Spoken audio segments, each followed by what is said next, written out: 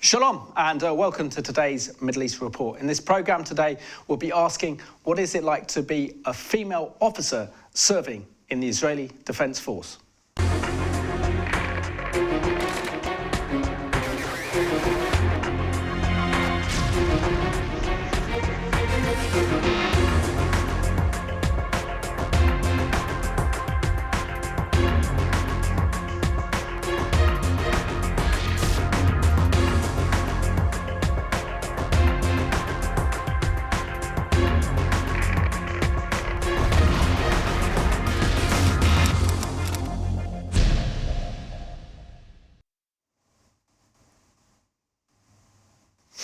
Warm welcome to the programme, and today's guest is all the way from Israel, and she's an officer in the I.D.F, known as the Israeli Defence Force. Yam, warm welcome to the programme. Hi Simon, thank you very much for inviting me here. It's an honour. It's a pleasure. And what's so unique about you is that only a couple of weeks ago I interviewed your mother, Vivi, who is the Director for Public Diplomacy at the Israeli Embassy in London, and she did a fantastic job, so you must be very proud of your mum. Yes, I'm very, very proud of my mom. I think the way that she travels the world and she advocates for Israel, she's always been an inspiration for me and my siblings. She's just amazing. She does a great job, and we're all very proud of her. Fantastic. And we also got to thank the I.D.F for giving us permission today to interview you, because you're currently on leave and you just celebrated your brother's bar mitzvah. So you're here in London, so it's a great honour to be here. But can you share with us your experience and your life growing up in Israel? Yeah, so with me, it's kind of different from other Israeli kids because of my mom's job, I've traveled the whole world. I've lived in Kazakhstan, I've lived in Chile, and I've lived in London. Although I've lived in all those places, I feel like my parents educated me to be an Israeli and educated me with Israeli values. They sent me to international schools, but I felt like I'm not connected to them. I wasn't able to connect to those kids because their priorities were different than mine. I was educated to be a Zionist, to love my country, to serve my country, to love my family and cherish God, and I felt like the other kids had different things in their heads. So finally, after 15 years, when I came back home and I came back to Israel, I felt like I found my safe place. I felt like I found my home. And people in Israel are so acceptable. It doesn't matter who you are and what your origins are, you're all welcome.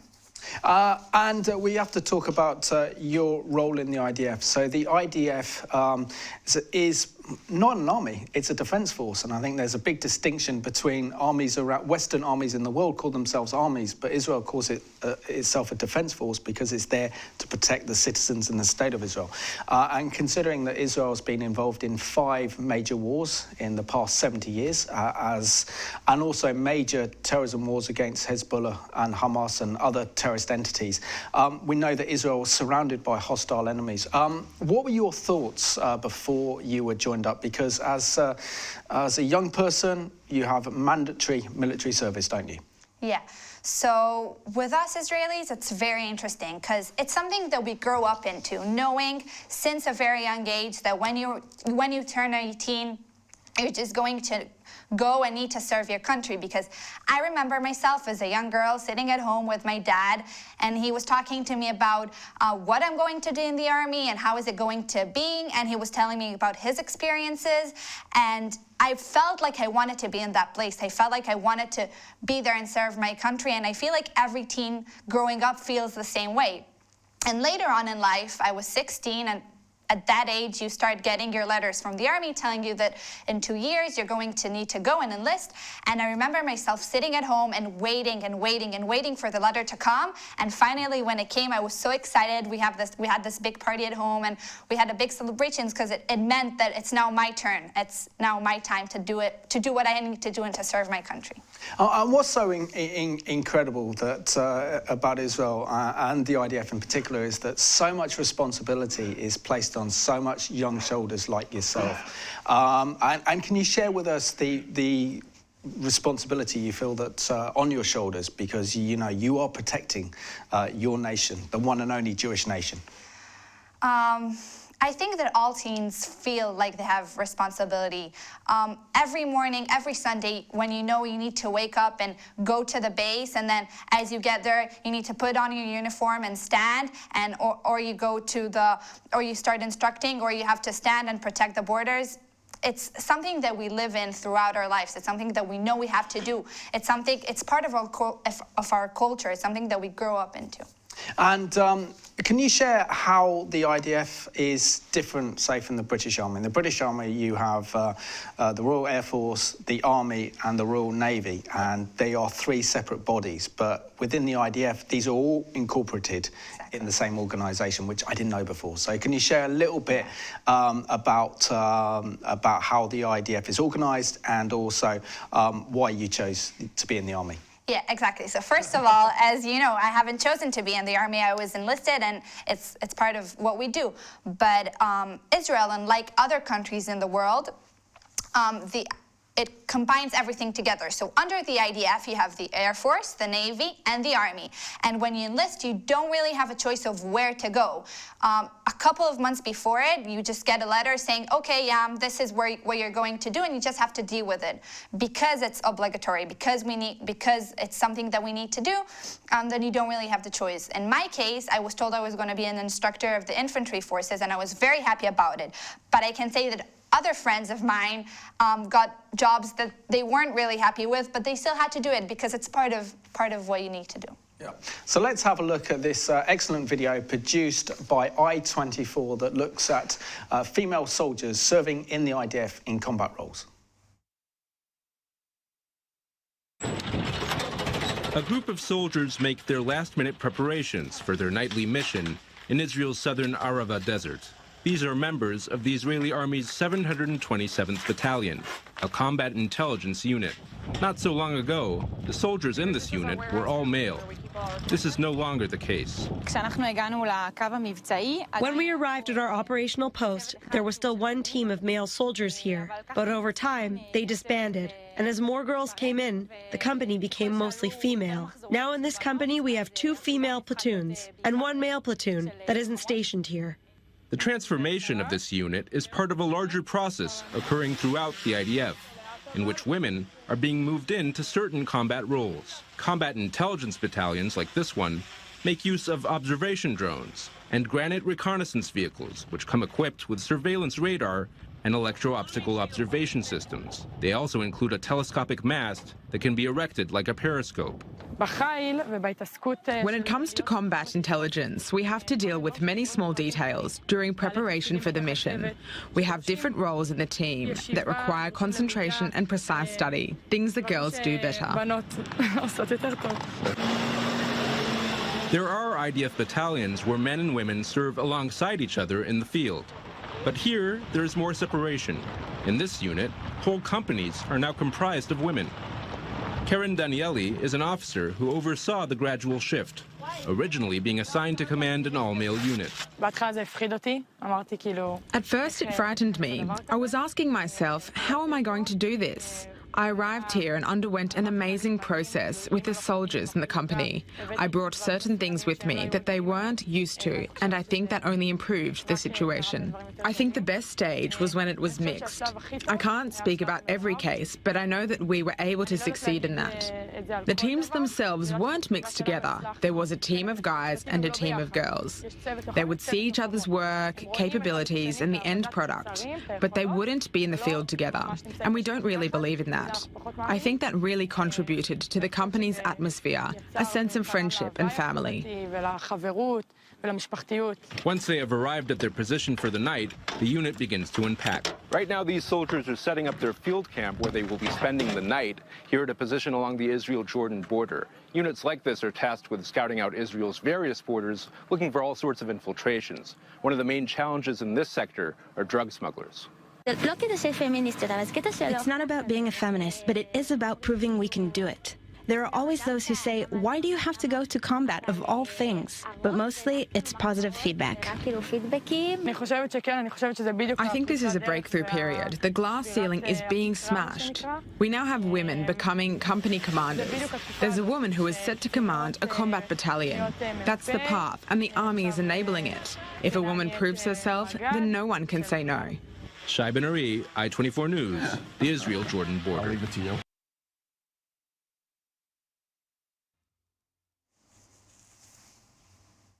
So we've got to pray and also thank those very brave and courageous women like Yam who are currently serving in combat operations with the IDF. Incredible.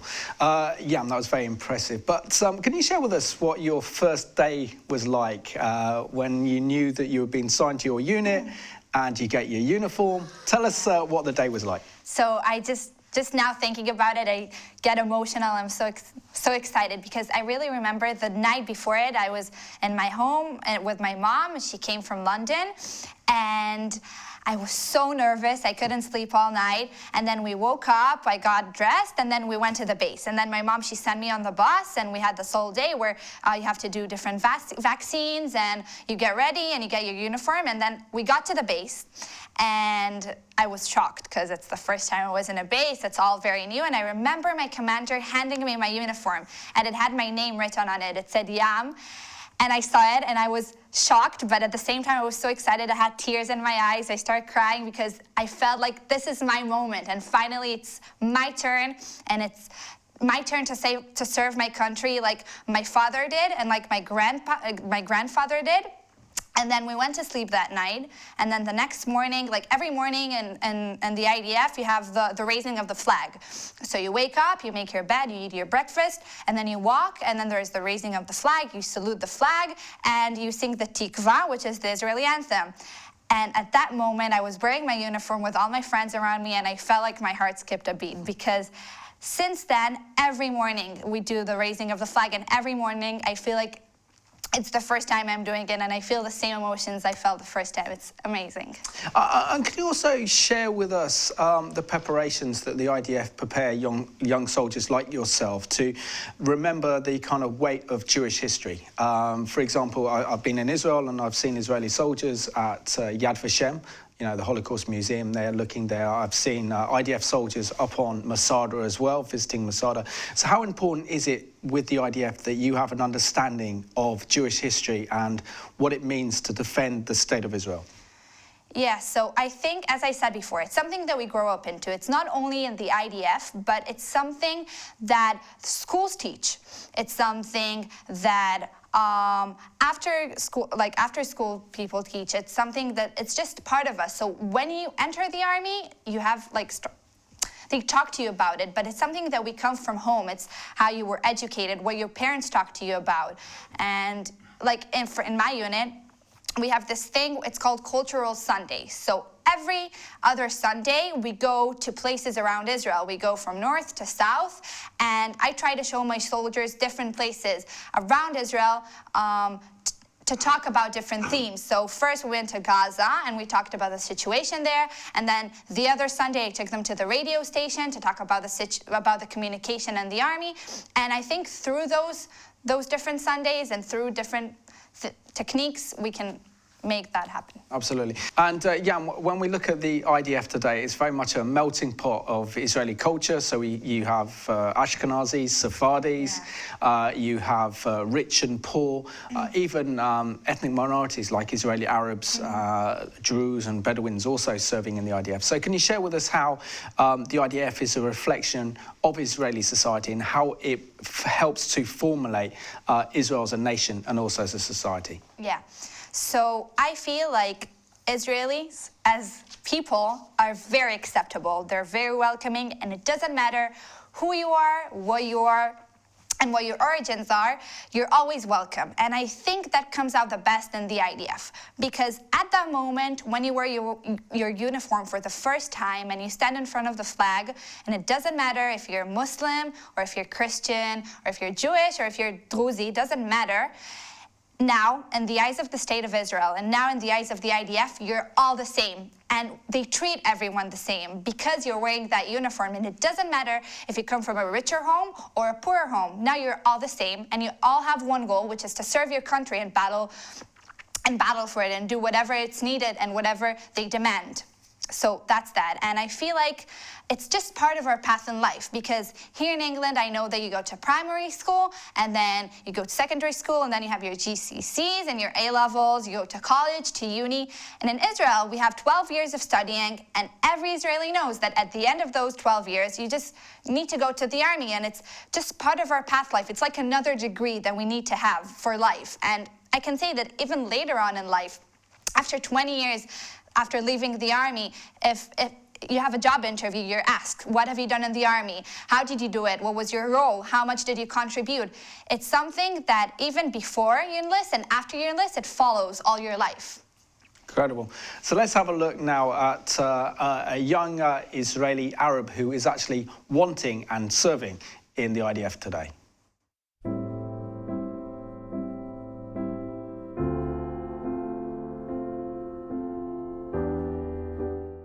موناليزا هي ليست لوحة مبتسمة، وإنما محاربة من عرب إسرائيل.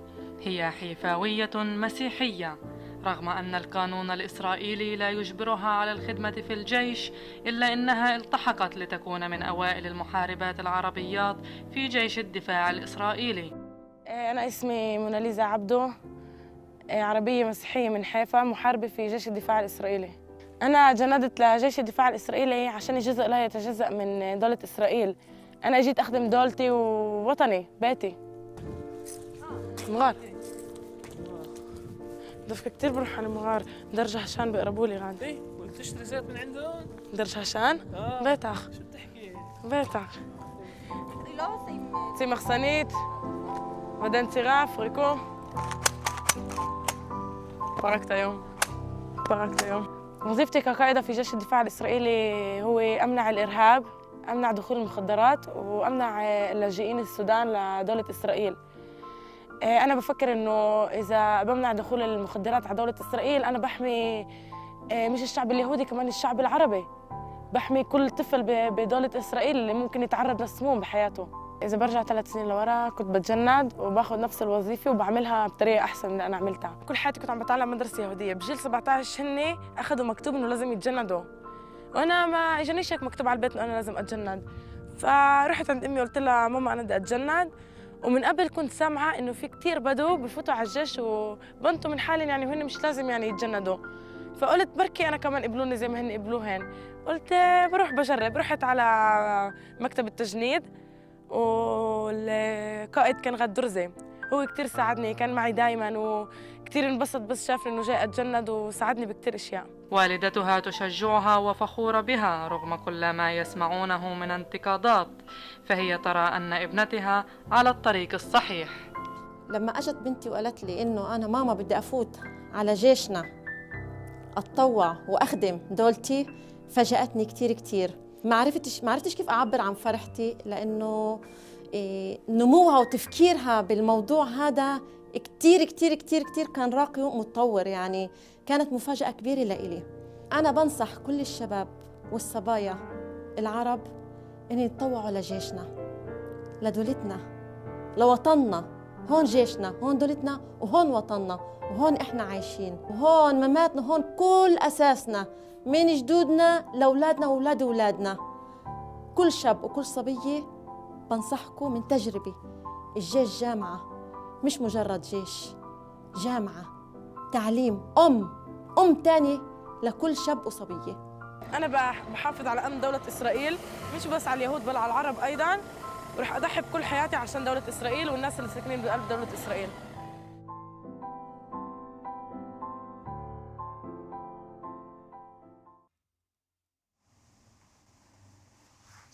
And all I can say to that is that those who hate Israel, who accuse Israel of being an apartheid state, need to watch that video, because it proves without a shadow of a doubt that Israel is not an apartheid state and has full integration amongst Jews and also Israel's ethnic minorities. Jan, what would you think of that very courageous woman who's a Christian Arab who decided to enlist and join the IDF when she didn't have to, because under Israel's laws, Israeli Arabs don't have to serve, but she chose to serve. Yeah.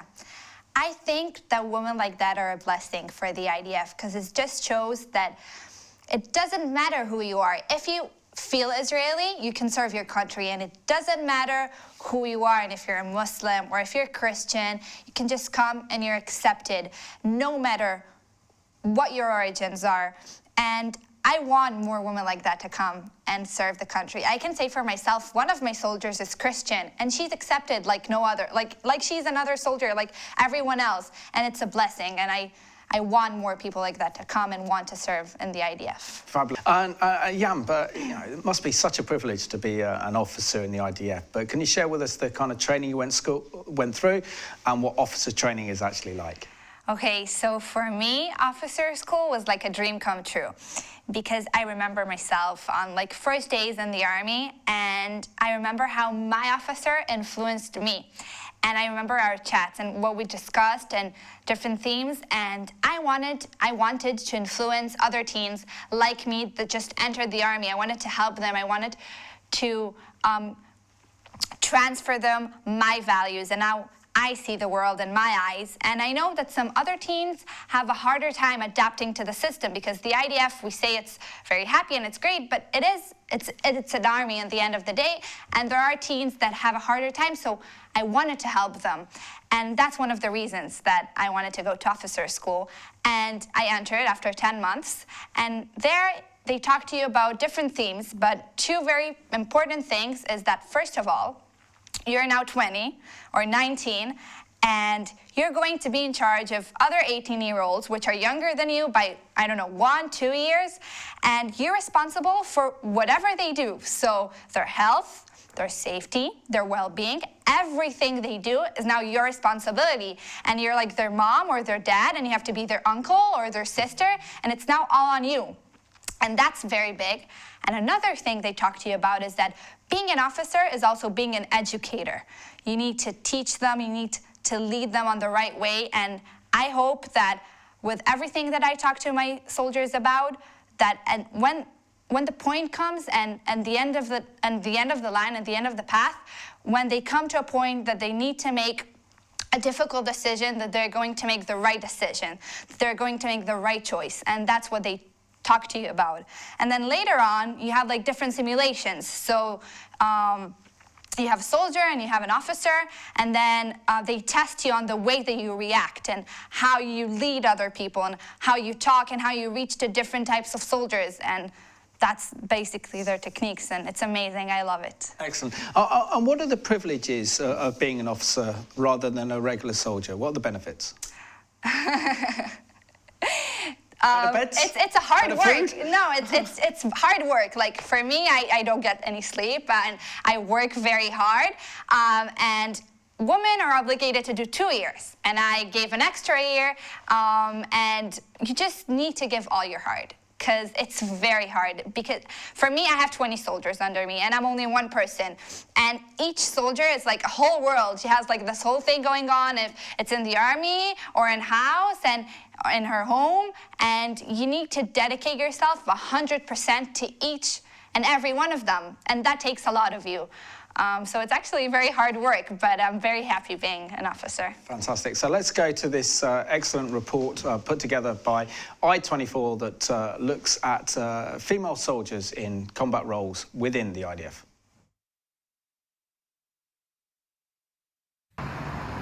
Women have been an integral part of the Israeli military, the IDF, since it was established more than 70 years ago.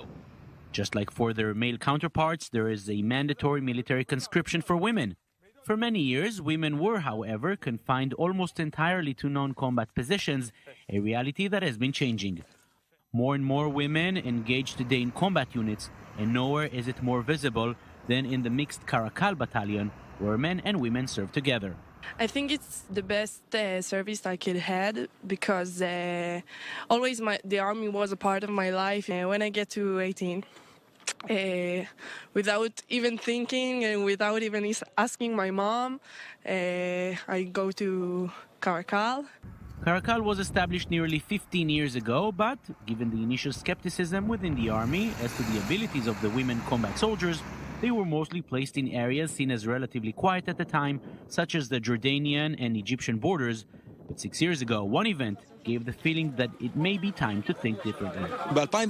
In 2012, a woman combatant called Sharon killed 3 terrorists on the Egyptian border. Suddenly, the ethos of a woman combatant took a turn, and people stopped being skeptical. Standing here on the roof of the tomb of Samuel the prophet, you realize how volatile this region is. Here to my left is Jerusalem, Israel's largest city, and just a short distance to my right is Ramallah, the center of the Palestinian Authority. And in the short distance between the two cities are many Israeli and Palestinian communities. This is exactly the scene where Caracal operates. The IDF now understands this battalion is just as good as the all-male ones, maybe even better, prompting the army to transfer Caracal to one of the most sensitive areas in the region, the Jerusalem border area. Driving through the various checkpoints in this region, you notice mainly women soldiers ready for any event that may ignite here at any given second. And as far as they're concerned, this is exactly the military service they dreamed about. It's amazing. I never thought that I could be part of these situations and difficult situations. But it's, I think, the best thing I could ever ask for. Yes, women do almost every role in the Israeli army today, but the integration was not always easy. In a country with a strong religious establishment and a large number of religious soldiers in combat units, the change was not welcomed by everybody. Various religious figures, including from within the army, raised their voices against the integration, even calling on religious soldiers to refuse to serve in integrated units. For those women serving in Caracal, this is far from being a problem. We do have actually religious people in our battalion, and they just deal with it because there's no need to be upset about it. I'm not gonna stop being a combat soldier because of it. It may be a somewhat new experience now, but following the success of this battalion, more integrated units are now being planned. Jonathan Regev, I-24 News.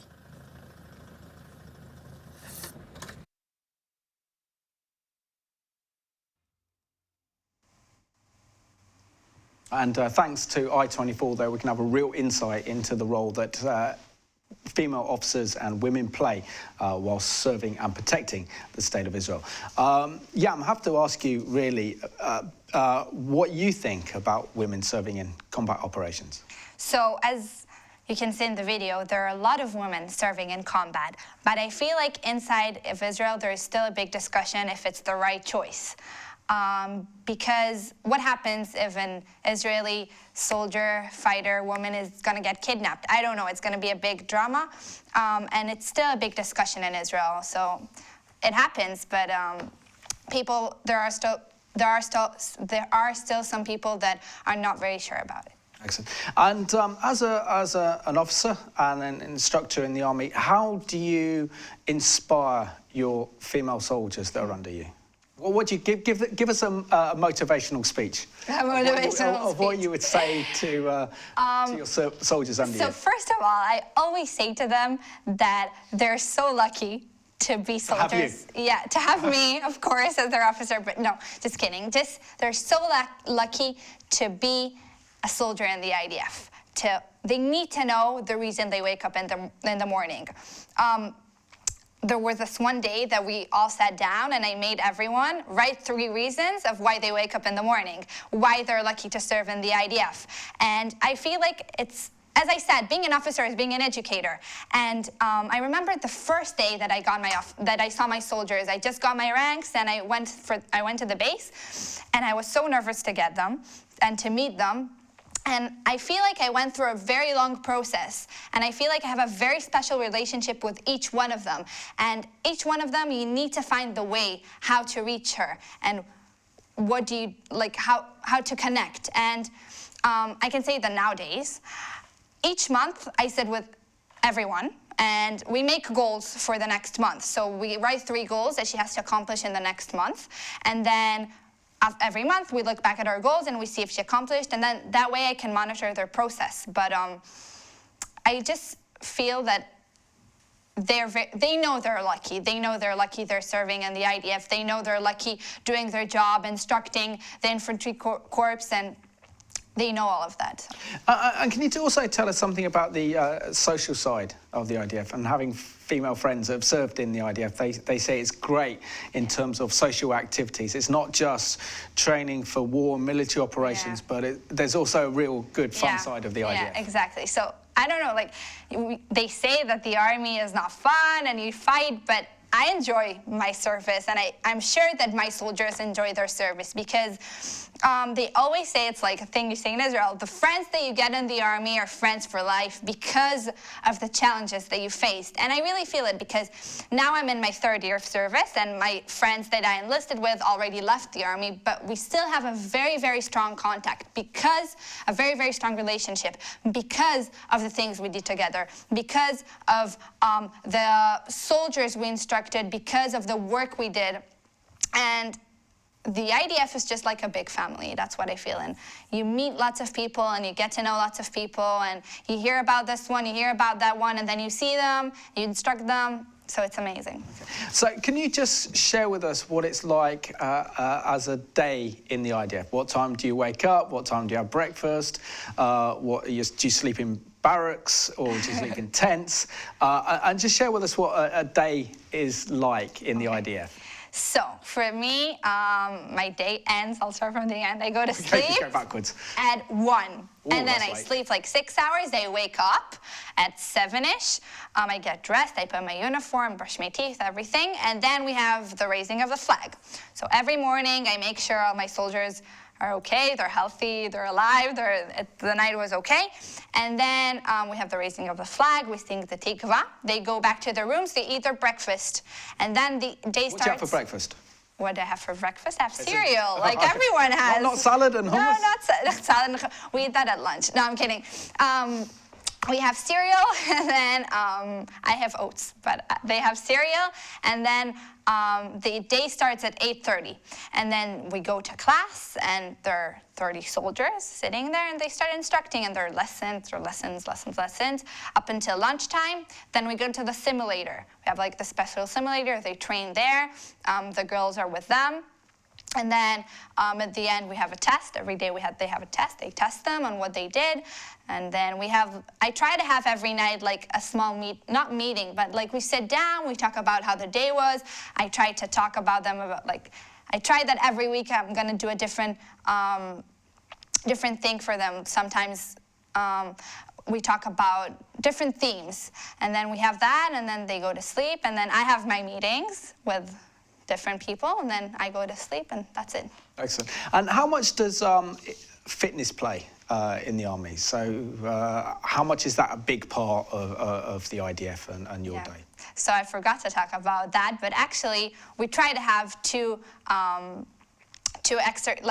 hours of exercise every week.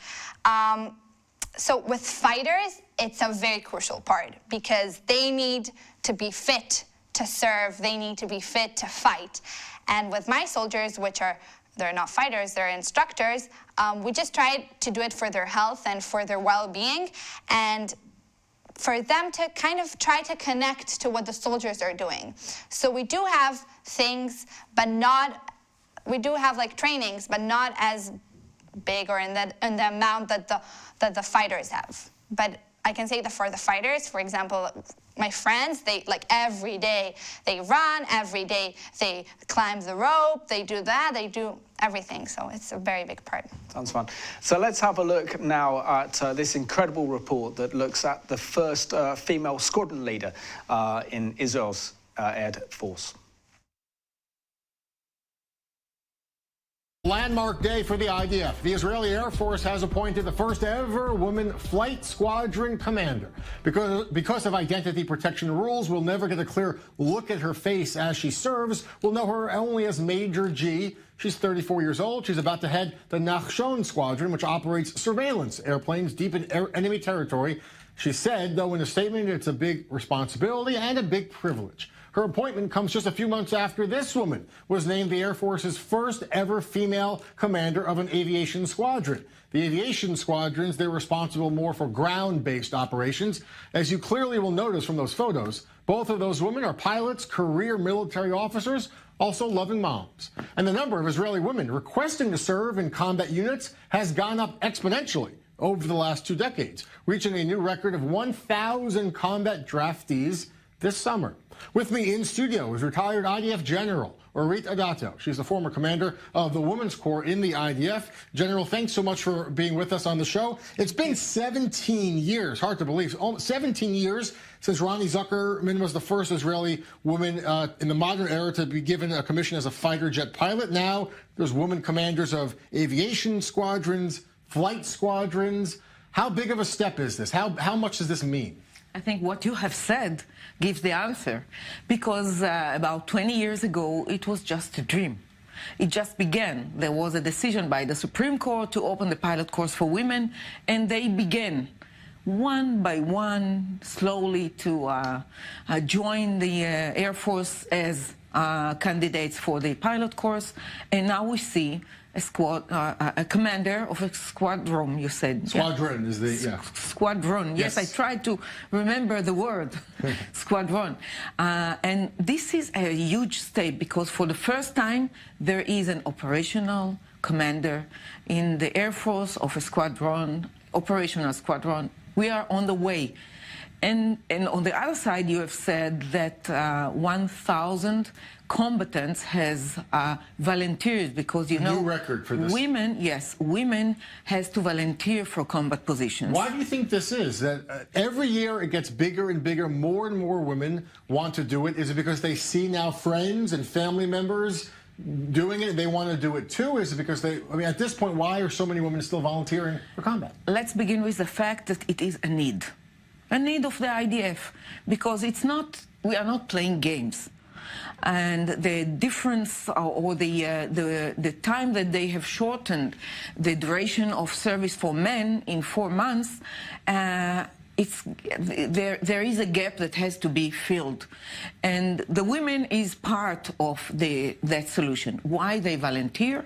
I think that for the last decade or 2 decades, opening combat position for women, again, at the beginning it was something very new and unknown, and nowadays it's becoming more and more familiar with them, and they can dream to be a pilot, they can dream to be... Tank commanders? Tank commander is on, yes, it's on its way.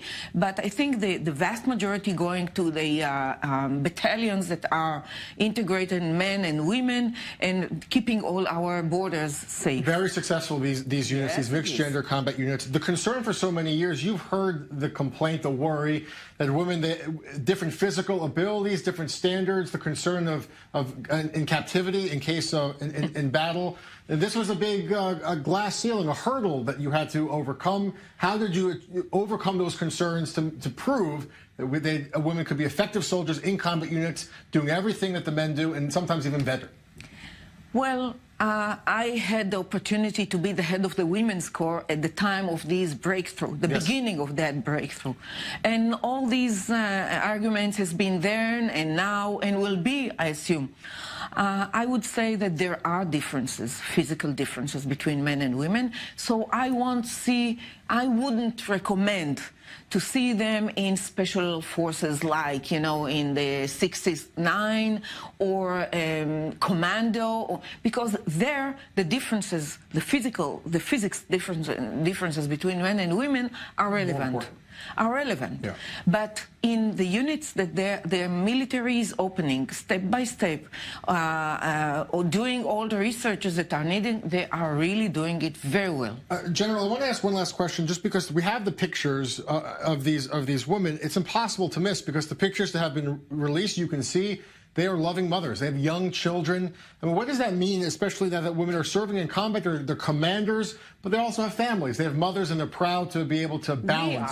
We are mothers, and nowadays even grandmothers. When at my age, at my generation, to be a woman, a career woman in the military, and then becoming commissioner of prisons, the first women, and I have a family. It is life. You do this at the same time. You are a professional, and you are a mother, and you might be a father doing the same things. So it's I think it's a change in the culture that beginning to adjust the fact that women can be mothers as well as commanders, combatants, and what.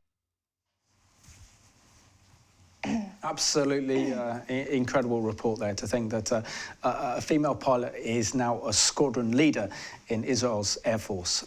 What are the opportunities? Because having watched some of these videos, the opportunities for women serving in the IDF are high. Is there now no limit of where women can go in the IDF? Maybe a chief of staff? So I feel like the IDF is one of the few organizations in the world where men and women are treated equally the same. Usually, like fighting and army, it's something that we attribute with more menly. It's something that we attribute with men. But in the IDF, as you saw, there are so many women fighters, and we get the exact same treatment. It doesn't matter if you're a man or you're a woman. We get the same amount of pocket money.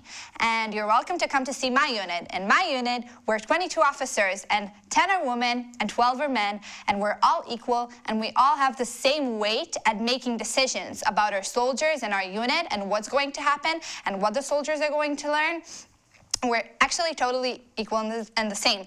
And I think it's harder in the higher ranks, because in the higher ranks, I feel like women still need to break the glass ceiling and still need to do a lot of work to be offered roles and jobs that were once only offered to men.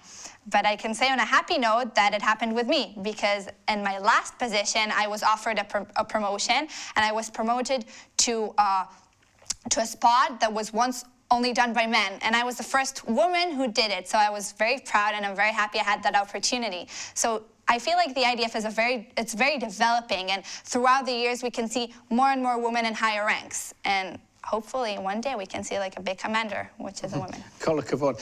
And also I think it's very important that Israel's enemies, for example, or let's put it another way, the mainstream media's coverage of Israel and the IDF is completely different from the realities of the IDF. And we've had people like Colonel Richard Kemp, who's the former head of British military intelligence in Afghanistan, describe Israel as the most moral army in the world. So can you share with us the kind of ethics and the values that you're taught and how you teach your soldiers in the IDF?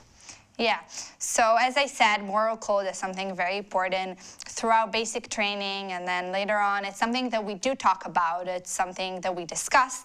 And with my soldiers, they're the ones who talk to the fighters in the end, not me.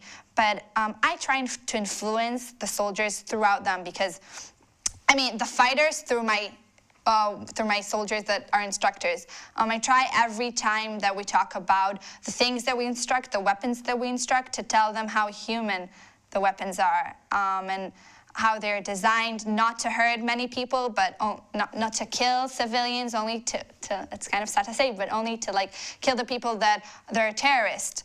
And hopefully knowing that, talking to them about it, I hope that they pass it on to the soldiers and talk to them about it. Excellent.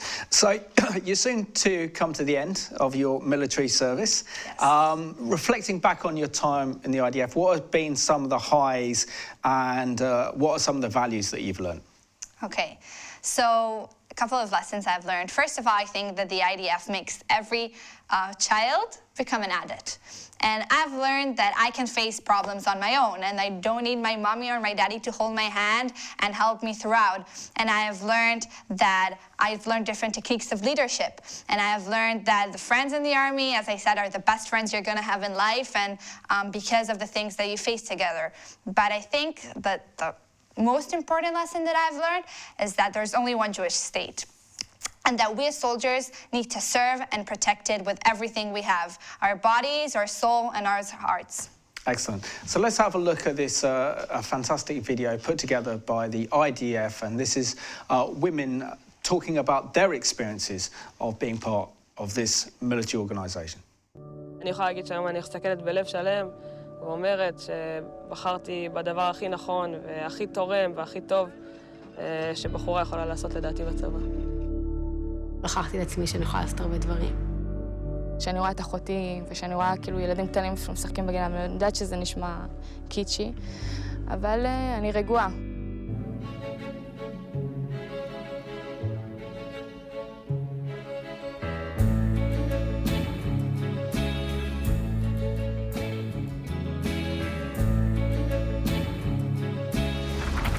זה לא עוד תפקיד, זה תפקיד שעובד עם חיילים.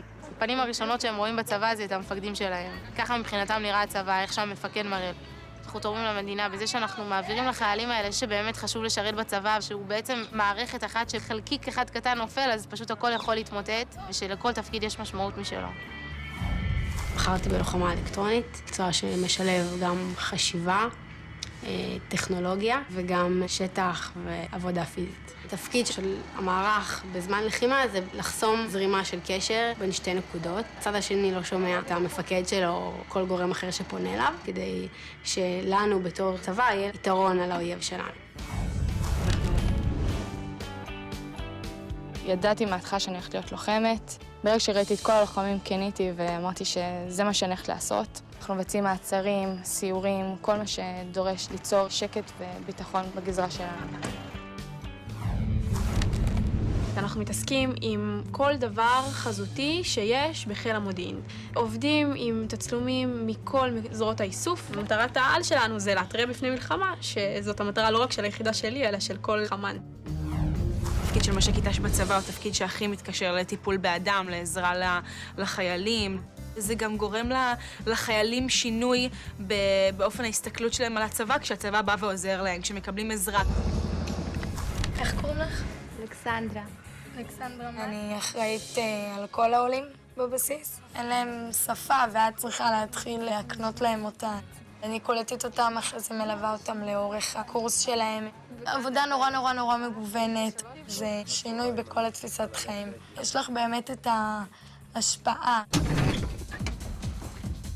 אנחנו חופשים אחרי מרפאה, יש לנו רופאה, זה המון שטח, שזה הרבה כיף.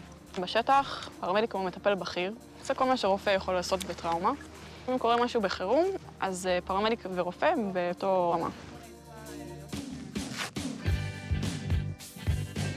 את עושה דברים שלא היית חושבת שהיית מסוגלת לעשות לפני זה. העבודה על משהו שהוא חשוב, ההרגשה שאני עובדת על חלק ממשהו הרבה יותר גדול, היא מאוד מאוד מיוחדת. בנות צריכות לייחס יותר חשיבות לשירות הצבאי שלהם ולמנילה שהן מקבלות לפני הגיוס. אתה יודע שאתה בסופו של דבר מגן על כוחותינו ומציל חיי אדם. זה לעבור את הכל עם חברים שלך. זה דווקא בקור, ושחברה שלך קופצת עליך ומחממת אותך. ואם יש את האהבה הזאת ואת הרצון הזה לתת, אז זה המקום.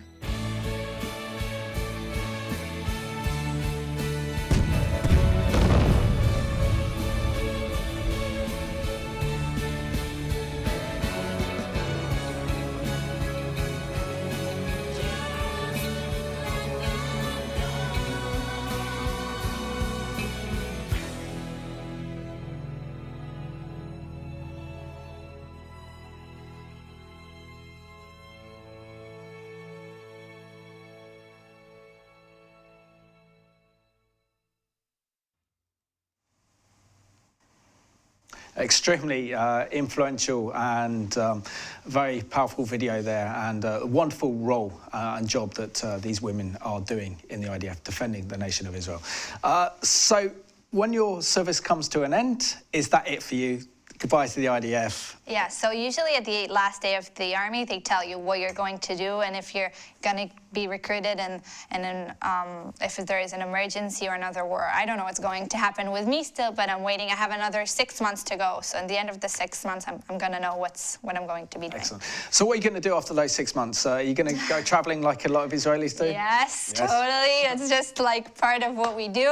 And I'm planning to go to Asia and to be there for 6 months. I want to go to Nepal, to Vietnam. I want to travel with my friends, and then I want to come back and study law. No, you don't want to follow in your mum's footsteps and be a diplomat? Actually, I was thinking about it, but I don't know. I can study law and then be a diplomat. It doesn't, so we'll see. Excellent. And also, what role can our viewers play in supporting the brave and courageous women like yourself who are serving in the I.D.F today? So, for the viewers at home, if you want to help me and you want to help my friends, then please come and spread the word. Come to visit my country. We have such an amazing country. You have so many things to offer. Bring your friends, talk about Israel, advocate for Israel, and just spread the word because it's really important for us. And Jan, what does it mean for you today to be on this programme? Because you've been given permission to speak, which is fantastic. But what does it mean for you to be on this programme, talking about your experiences in the IDF and also the beauty and the amazing country that Israel is? I feel like I'm helping my country. I hope that people that listen to this program can get inspiration and talk to Israel. And I feel like I'm doing something for my country. I feel like I'm helping Israel a little bit more and to break all the bad things, to break the fake news that everyone is thinking about Israel. So that's it. Yam, I want to thank you so much for being my guest on the Middle East Report today. I think this is your first media experience, and I think you did a fantastic job. So maybe you should be promoted to the IDF spokesperson's unit, and you could be a spokeswoman for the IDF. So thank you for sharing your story and sharing with us all what it's like to be a female officer serving the IDF today. Thank you very much, Simon. It's an honor. Pleasure. And I just want to thank you for watching today. Today's programme has, without doubt, been inspirational. It's been a privilege for us to have the access and the opportunity to interview Yam, sharing her experiences of serving in the IDF. And as Christians, we need to keep those brave and courageous women serving in the IDF today very much in our prayers. We need to pray Psalm 91 over them for their protection. But it also shows the morality and the ethics involved in the IDF. And this just breaks the lies and the misinformation regarding Israel. So please keep these brave and courageous soldiers in your prayers, because Israel is surrounded by enemies who want to destroy her. And we leave you with this wonderful video, which is in dedication and is in tribute to the brave and courageous women serving in the IDF today.